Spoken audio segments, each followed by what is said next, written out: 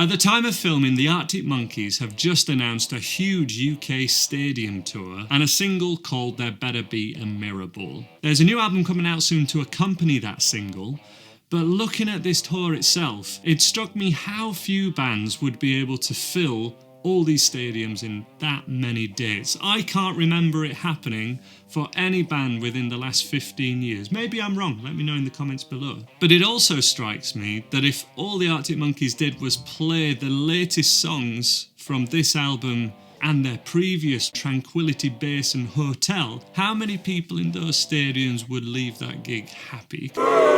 So in this video, I want to look at that earlier material, right the way through every album up until their latest release, and pick apart what has been great about all these early Arctic Monkeys songs and albums. And with it being nearly 10 years since the release of AM, are they doing themselves a disservice by not returning to their more rock and roll roots? Or were the clues that they were always going to release music like this eventually there throughout almost every album? Let's discuss, let's have a look at this, starting with the biggest selling debut album at the time of release. Whatever people say I am, that's what I'm not.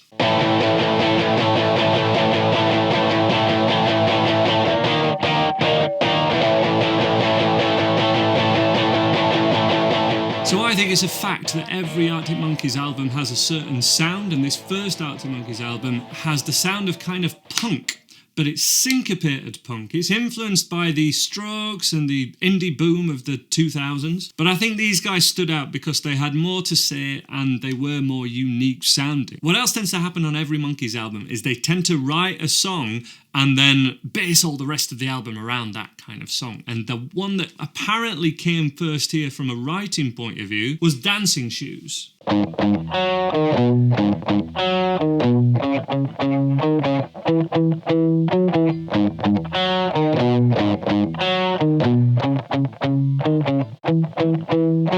Now this is the album with Bet You Look Good on the Dance Floor, Fake Tales of San Francisco, so many hits that they still play live. But the thing that impresses me most about pretty much every Monkeys album is the fact that like track 9 and track 10, there's always a gem there. Thank you so much to everyone still watching this video, by the way, because 2 minutes and 49 seconds is the average watch duration of my videos from you guys. So if you're still watching, that means an awful lot to me. Let me know if you would like more similar videos to this, or what other style of video that you would like me to make that's not just song tutorials, because I'm just trying to get that watch time a little longer because it really helps with YouTube algorithms and stuff. But just a tip of the cap, thank you for keeping watching.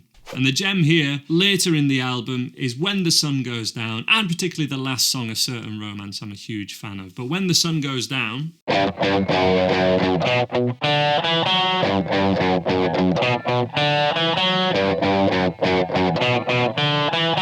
it's the Arctic Monkeys doing the two things that they became known for throughout their career. It's kind of this balladry and the crooner voice and vocals in the intro of this, and then that heavier punk kind of unleashed heavy guitar sound. It is a little bit on edge. A lot of this was based on early demos, and they kept a lot of that live feel here, which was a lot more produced and a lot more tamed down from a recording point of view and production point of view in their second album, which came out just 2 years later. Favourite Worst Nightmare has Fluorescent Adolescent, Brian Storm, but the ones that really stick out to me and my favourites are ones like Teddy Picker,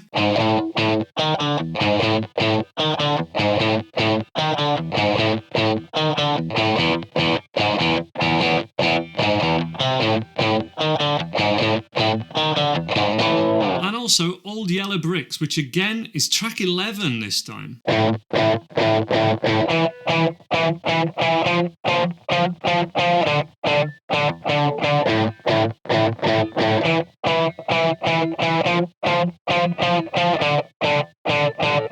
And of course, last track on the album, 505, which seemed like a real downer to end the album on, but they've played it live so often, and it's become a real guitar teacher's favourite, and a favourite of anyone that's learning guitar, because it's just two chords. It's just E minor and D minor. Next up we have Humbug, produced by Josh Homme, who brought all of this darker, heavier production that ended up being, I think, referred to quite a lot in AM and a lot of their stuff post this album. Includes Crying Lightning,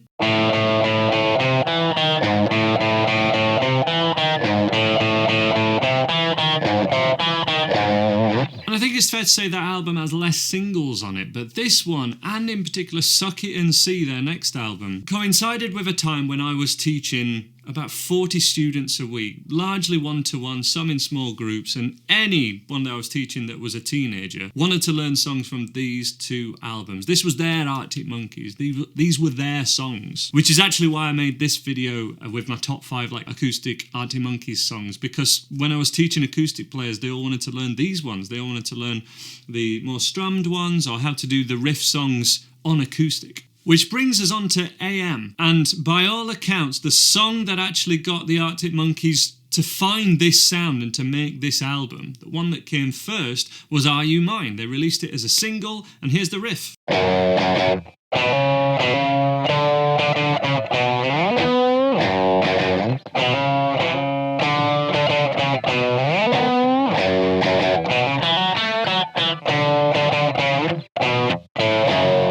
So I remember this was around the time that Rock Band game came out for, was it Xbox? I can't even remember, but basically every song from this could have been on that game because there's so many fun riffs to play. Again, some of the biggest songs are actually on the second half of the album. Why Do You Only Call Me When You're High, Snap Out of It, Knee Socks, all bangers.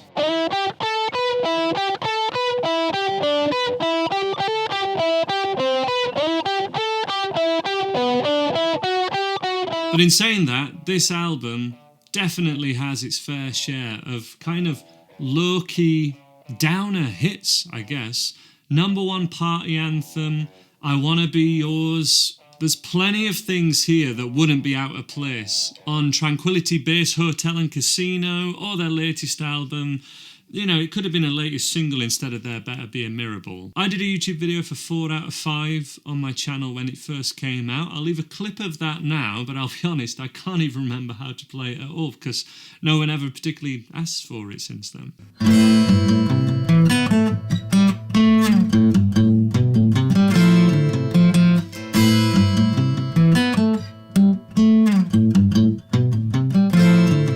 So with their latest release, There Better Be a Mirable, they've definitely leaned heavily into this crooner, kind of 1950s laid-back style, which I think is no bad thing, apart from it won't fill a stadium on its own. These songs are designed, frankly, for streaming. I think these are perfect songs to listen to on headphones, perfect to chill out to, perfect to have on in the background in the house, which is how people listen to music these days, I guess, or a lot of people do. I don't know your thoughts on this, let me know in the comments below, but I can say this a bit about my own journey on YouTube and becoming like an online content creator as well. The thing that got you to where you are today isn't the thing that's going to get you to the next place, and they've got to a place where they can comfortably put on an awesome live show and fill out any place that they choose to book, basically anywhere in the world. So where is there else to go with that? I think what they're trying to do is make great songs to just listen to at any time. They've got plenty of the rock stuff, and now they're